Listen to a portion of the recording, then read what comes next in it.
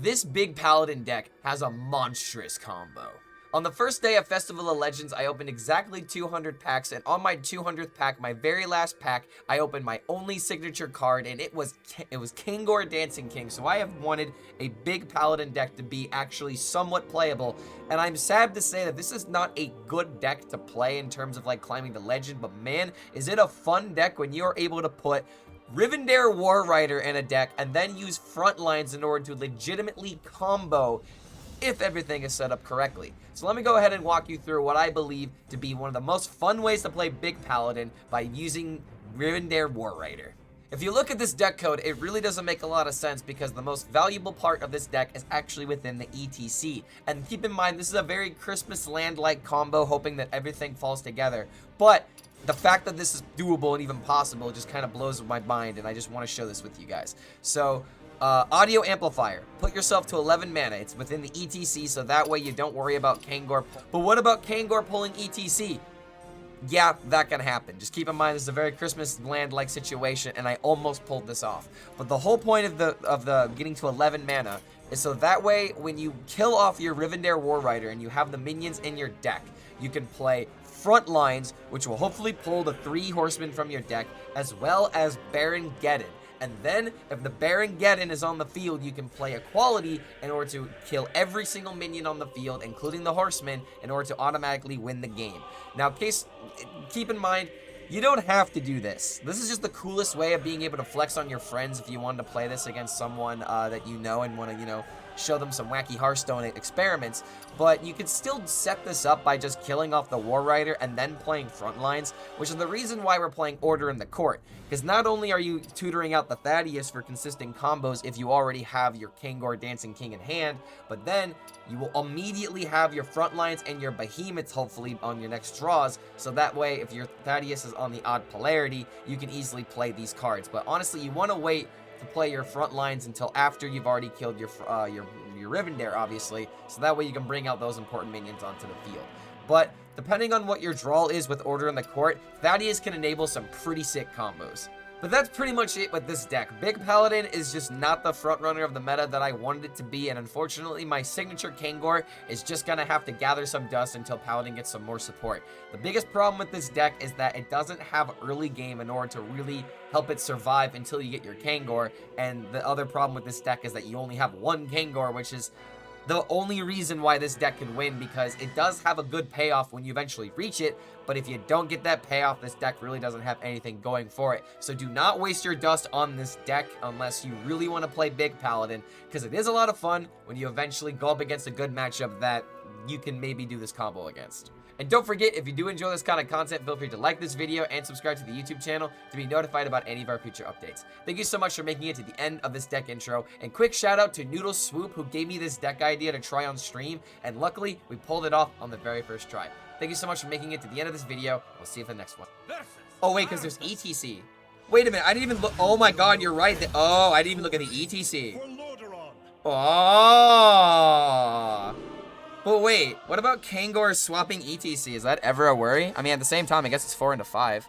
Yeah, Baron kills all the riders, so that's what happens here. This is actually an insanely smart deck.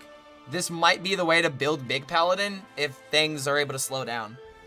But right now, the issue isn't like slowing down, it's making sure your combo doesn't get destroyed.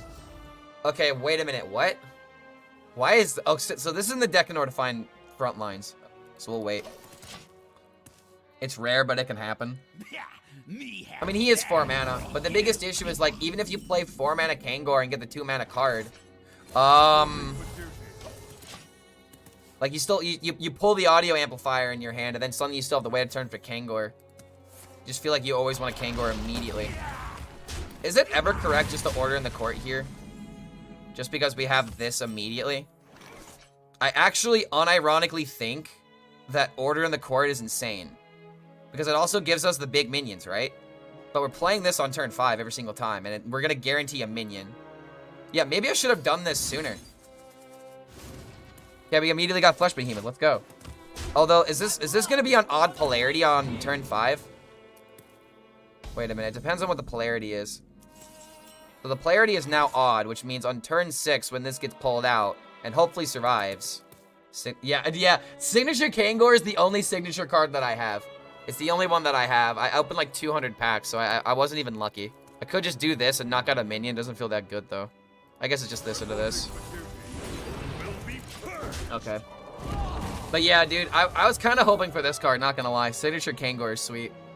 I still don't have any signatures. Dude, I saw Ridiculous Hat open 2 signature packs and like in between like 2 packs of each other.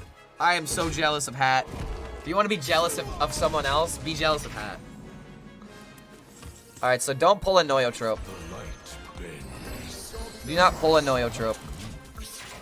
If Thaddeus gets pulled, next turn it's turn 6, and then I can get the value out of these cards. Do we ever just insta front lines, though? No, I don't think so. I don't think we insta front lines. But at the same time, wait a minute, what if we pull out the patchwork? Oh my god, I want a front lines. Is it correct? Pick me, pick me. It's a big question here. Or is it just play 2 big minions and just wait? Because this will draw what I need anyway. Yeah, we want to get the War Rider. Yeah, you're right. We want to wait.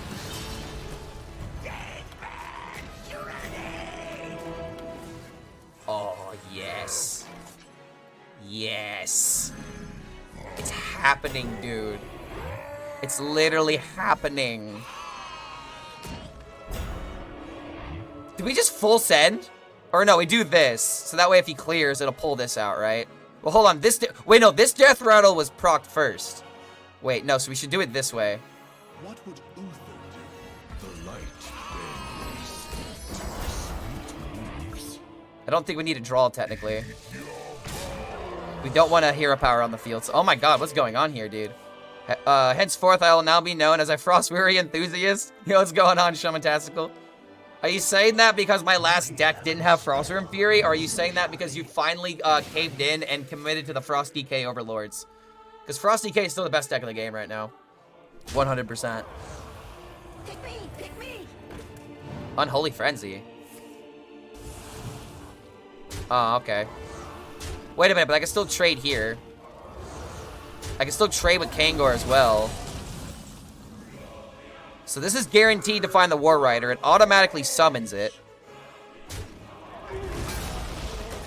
Turn back, and your death shall be merciful.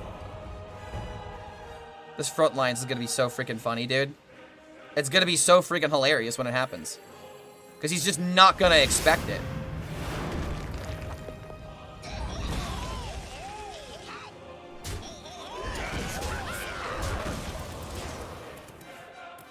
I'm kind of worried about Patchwork, but at least it's a 50-50, right? But if he Patchworks, like, doesn't really matter, because these need to be in the deck. So if I can, like, kill this off on... Or actually, hold on a minute, no. Actually, yeah, because this is going to pull this one out.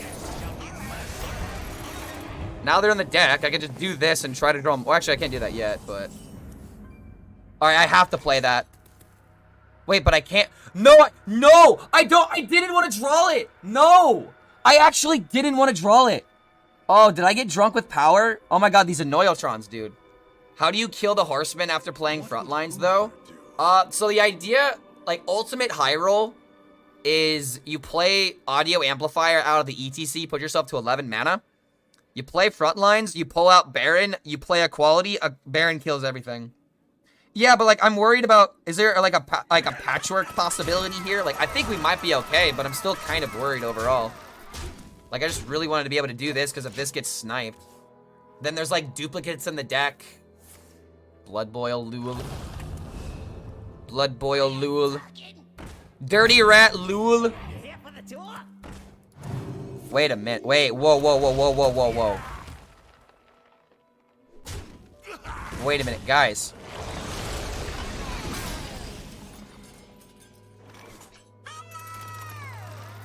Oh my.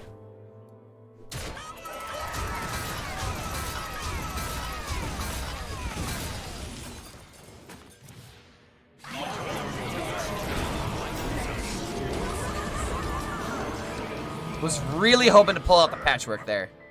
But at least now, like, these will shuffle more into the deck.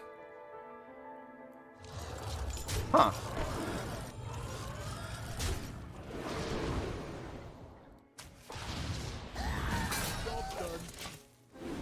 Okay.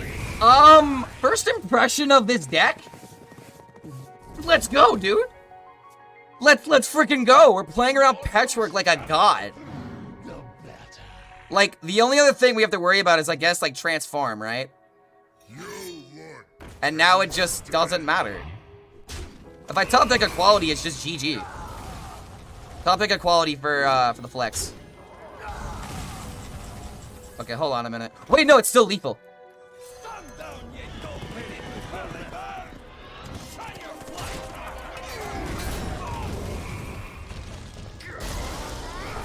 Yeah, patchwork that, dude.